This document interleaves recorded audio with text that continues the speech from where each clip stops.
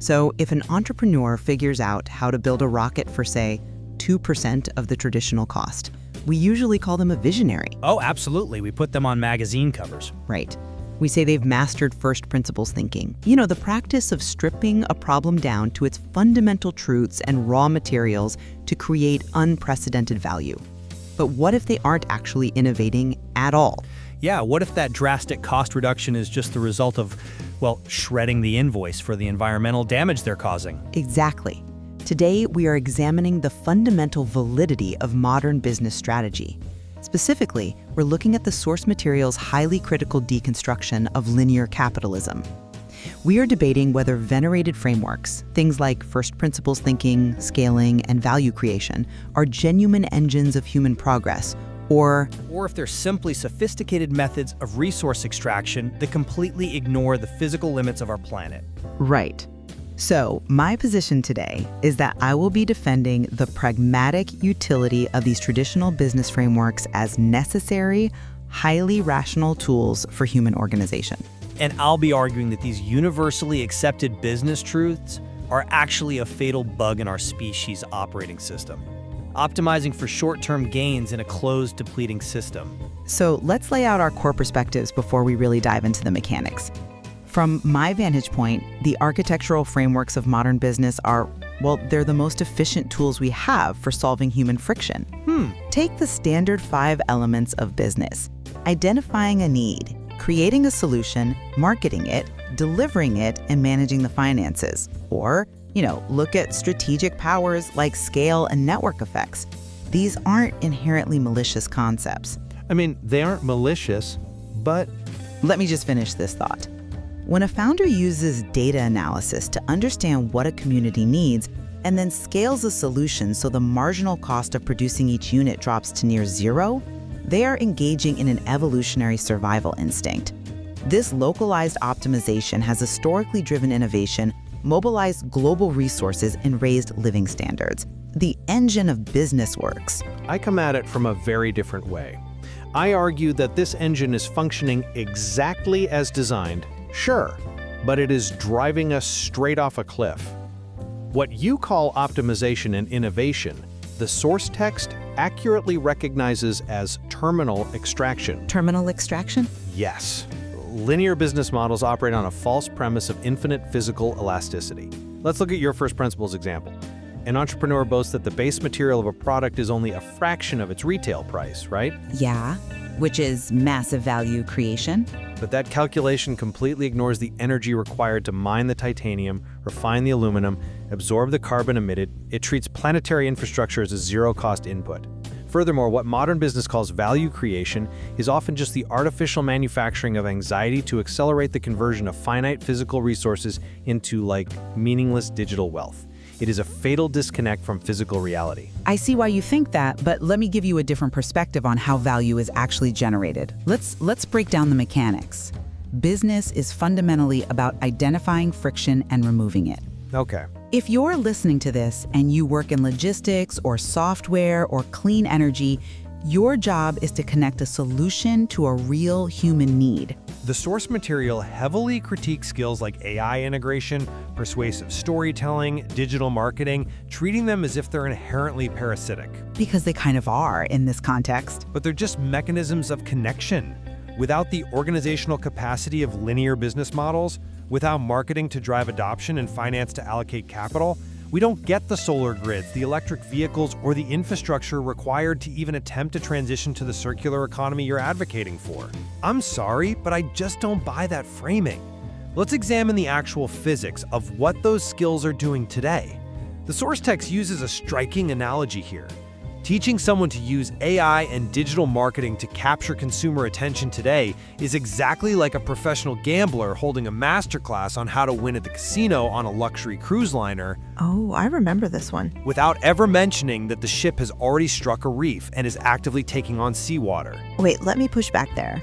The gambler's math still works, doesn't it? The strategy still yields chips? Yes, the technique works perfectly within the closed system of the casino. You will absolutely win more chips, but it optimizes a localized metric while entirely ignoring the overarching physical collapse. You are mastering a micromechanic while the macro physics are failing. Right, but Or to use another specific concept from the text, it is akin to starting a highly efficient salt-making business at the bottom of the Titanic, using the incoming seawater. okay, It's brilliantly efficient. It utilizes available resources, it might even attract venture capital, and it is completely meaningless because the entire system is going under. You are basically celebrating the organizational capacity to rearrange deck chairs. okay, that is a sharp analogy, I'll give you that. But it assumes that all value creation is a distraction from the sinking ship. What if the salt-making business is funding the construction of lifeboats? Let's talk about the concept of intergenerational capitalization, using another analogy from the text. The credit card. Right. The idea of the credit card fully paid by parents. The critique suggests that modern business is like a college student partying on their parents' credit card, completely unaware that the parent's house is currently being demolished to pay the bill. Because that is exactly how our current accounting standards work. The Earth's natural capital is the parent's house. But let's follow that premise logically. Is it inherently wrong to utilize the credit of Earth's easily accessible resources, fossil fuels, rare earth metals, cheap energy, if that very capitalization is what allows humanity to invent the technologies needed for circularity? That's a big if. We were born into a linear system. We are required to play the game in front of us to survive it. The wealth generated by extracting those base resources is currently funding the largest research and development push in human history toward closed-loop systems. You can't build an AI-optimized smart grid without first mining the copper. That assumes the student is using the credit card to buy tools to rebuild the house. Let's look at the actual market data. They aren't buying tools. They're buying more champagne. That's a bit cynical, don't you think? It's just true. The vast majority of so-called value creation in the modern economy doesn't solve baseline survival needs. It manufactures artificial deficits. It relies on planned obsolescence. It trips a healthy person, waits for them to fall, and then sells them a subscription-based crutch. Well, I wouldn't go that far. Think about it. If a company clear-cuts a forest, standard corporate accounting logs the timber as an asset and the sale as revenue. The cost of the lost carbon sink, the cost of topsoil erosion, that is mathematically registered as zero. The physical reality, the repair cost of the earth, is completely absent from the balance sheet. Let's transition from the systemic accounting flaws to the individual actor, because I think this is where the friction really lives. If you're a listener currently working in a corporation or building a startup, you might be thinking, I'm just doing my job. I'm providing for my family. Right. And honestly, even if we accept your premise that the macro system is mathematically doomed, the individual's response to it within modern business frameworks is completely rational. Rational based on what parameters? Based on human survival instincts. If a person reads the science and believes they have, say, 24 years before a catastrophic climate tipping point, like the irreversible melting of the Antarctic ice sheets, what is their logical response? They should work to stop the melting. But you cannot expect micro-individuals to act on macro-level resource constraints before the immediate economic pain hits them. Dedicating themselves to asset building, competing in the market, and mastering these linear business cheats is a natural survival strategy to build a buffer of personal wealth against the coming storm. That rationality is an illusion. It is mathematically suicidal. The individual logic makes sense only if you do not understand the physics of the system. How so? Pursuing this individual success, this personal wealth buffer, is, as the source frames it, like spending the last 10 minutes of a nosediving airplane desperately trying to get a first-class upgrade.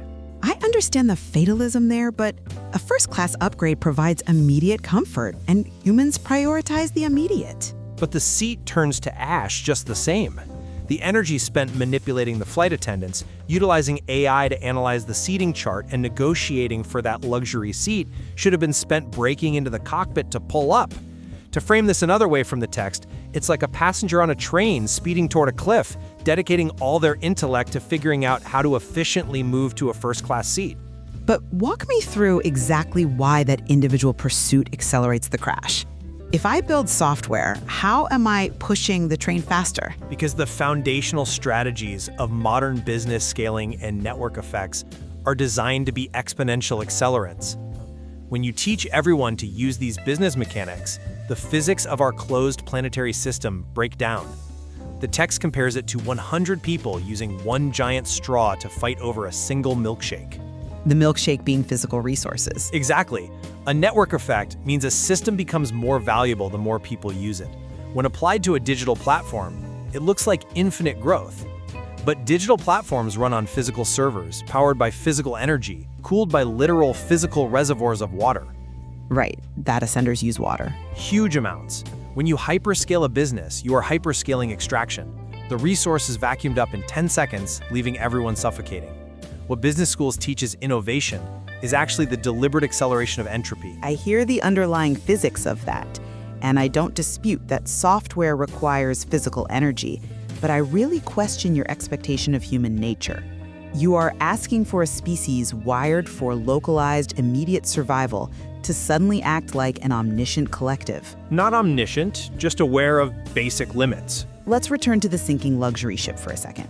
If a passenger is on that ship and they know the water is rising, isn't it entirely logical that they might try to efficiently build a luxury chair out of scrap wood and sell it to the passenger next to them? To what end?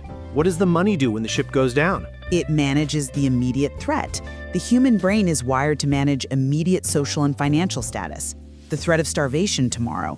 It struggles to process the abstract existential threat of the ship sinking in 2 hours. So it's just a distraction? No, by engaging in commerce, even on a sinking ship, they are securing the resources, the social capital, and the psychological agency they need to survive the next 5 minutes. You are calling it a bug in our cognitive software, but it is precisely the feature that allowed us to survive the last 100,000 years. It is a feature that has outlived its environment. The resources they think they are securing with that share sale are an illusion. And that brings us exactly to the translation of these behaviors: the financial economy versus physical reality. Okay, let's get into that. The individual on the ship selling the chair thinks they are securing their survival because they are accumulating money. But the financial economy is a massive fiction. It merely masks the physical friction of a dying system. I definitely wouldn't call the financial economy a fiction. It's a signaling mechanism. It's how human beings coordinate value and allocate labor at a global scale. It's a game of musical chairs played by lunatics. Think about how financial markets actually function right now. Imagine 100 people fighting for 10 physical chairs. That is the physical reality of our planet's resources: arable land, fresh water, rare earth metals. Sure. Now, the organizer of the game steps in and hands out 100 ownership papers for those 10 chairs. Meaning the stock market, derivatives, fiat currency? Yes. Financial success in the modern business world is just hoarding the paper while the actual physical chairs are being chopped up for firewood to keep the lights on. The financial economy tells us that because the lines on a graph are going up, we must be wealthier. But it is entirely divorced from the physical infrastructure. I think that's a bit hyperbolic. Is it? The text has this great image. It is like a waiter at a high-end restaurant suddenly auctioning off a neighbor's plate to you before the main course even arrives, simply because the kitchen is out of food. Which is exactly what inflation is. I'm not denying the physical limits. What you're describing with the waiter auctioning the plate is supply and demand translating physical scarcity into financial metrics. But the metrics are fundamentally lagging behind the physics. And the ultimate metric we have to look at here is EROI, energy return on investment. Right. EROI. Walk through the math with me. In the early 20th century, if you spent 1 barrel of oil's worth of energy to drill a well, you got about 100 barrels back. That massive surplus of energy is what built the modern world. It gave us the weekends, public education, healthcare, the internet. The 100-to-1 ratio. Right. But today, because all the easy-to-reach resources are gone, we are fracking deep shale, drilling miles under the ocean. The EROI has plummeted. We spend 1 barrel of energy to get maybe 10 back. In some places, 5. It's getting harder to extract, yes. The physical system is cannibalizing itself to maintain the illusion of financial growth. Participating in this system as a rational business actor is like a customer at an all-you-can-eat buffet realizing the kitchen is on fire exactly 5 minutes before the end of their time limit. Okay, another fire analogy. They demand the chef bring out more roast beef because they paid their entrance fee, completely ignoring that the staff has already fled the building. The financial dots on a screen that the entrepreneur has spent their life accumulating will soon be mathematically unable to purchase physical security because the energy surplus required to enforce that security no longer exists. I acknowledge the severe implications of declining EROI. The math on energy extraction is sobering, and the physical limits of our planet are absolute. But I really have to push back on the absolute fatalism of your analogies. They aren't fatalistic, they're just physics. Yes, inflation, supply chain disruptions, the dropping EROI, these are the physical pains finally translating into the microeconomy. But the financial system's price signals, the auctioning of the plate to use your metaphor, are not just illusions. They are the feedback loop. A feedback loop that arrives far too late to change course. Toward the circular capitalism model you advocate for. When the price of rare earth metals skyrockets because of physical depletion, first principles thinking, the very framework you critiqued earlier, is exactly what will drive engineers to design solid-state batteries that don't require lithium or cobalt. Assuming we have the energy surplus to invent them. We will. When the auctioning of the plate becomes too expensive, the profit motive organically shifts from extracting new resources to repairing, recycling, and optimizing the old ones. The financial economy, with all its flaws, is the nervous system that will transmit the pain of the burning kitchen to the brain of the market. It will force capital to prioritize survival, cost minimization, and earth repair. Not out of altruism, but out of the very localized, self-interested optimization you're dismissing. That relies on a premise of elasticity that physical planetary boundaries simply do not possess. You believe the nervous system will register the pain and move the hand from the stove. I am telling you the hand is already incinerated. But markets adapt. Look at the rapid decline in the cost of solar energy. By the time the price signal accurately reflects the ecological collapse, the physical infrastructure to execute a pivot will be gone. You cannot use digital marketing and first principles cost reduction to magically conjure clean water or arable topsoil once the EROI drops below the threshold required to sustain industrial civilization. It's not magic, it's engineering. The market's price signals are inherently delayed because linear capitalism is intentionally designed to hide the externalities. It hides the toxic waste, it hides the carbon emissions, it hides the aquifer depletion. By the time the price of the buffet goes up to reflect the cost of the fire, the building is already ash. But assuming total collapse removes any utility from our discussion, if we are to chart a path forward, we have to look at what tools actually work at a global scale. And while the physical constraints of our planet expose incredibly dangerous blind spots in traditional linear capitalism, the mechanics of business, identifying friction, mobilizing capital, scaling solutions, and persuading populations to adopt new behaviors remain the most potent tools humanity has ever developed. They are potent tools for extraction. I don't disagree that they are powerful. A bulldozer is powerful, but you don't use it to perform open-heart surgery. They are potent tools for execution. The challenge is not to discard the engine of business, but to completely rewire its metrics. If we can shift the definition of first principles from what is the cheapest material costs in dollars to what is the true material costing energy and environmental repair, we can use the exact same entrepreneurial drive to build a circular economy. That's a huge if. The framework of value creation doesn't have to mean manufacturing anxiety or selling subscriptions. It can mean genuinely minimizing the survival cost of our species. The mechanics of scale and network effects work. We just need to change the coordinates the system is navigating toward. I admire your optimism, I really do, but I find it mathematically improbable. Applying linear capitalist cheats in a physically bounded world is not innovation, it is terminal extraction. You cannot rewire an engine that requires continuous, infinite fuel to operate in a closed loop without fundamentally breaking the engine. I think human ingenuity can break that loop. The strategies of scaling, market dominance, and artificial demand generation are intrinsically linked to the consumption of physical reality. Continuing to optimize personal wealth, continuing to teach young entrepreneurs how to capture attention and scale digital products while ignoring the depletion of our shared physical infrastructure is the ultimate folly. So we just stop trying? No, we stop playing the same game. It brings us right back to the beginning. It is simply fighting for the best, most comfortable seat on a sinking ship, clutching a piece of paper that says you own the chair while the ocean rushes in. Well, we have reached a profound tension here.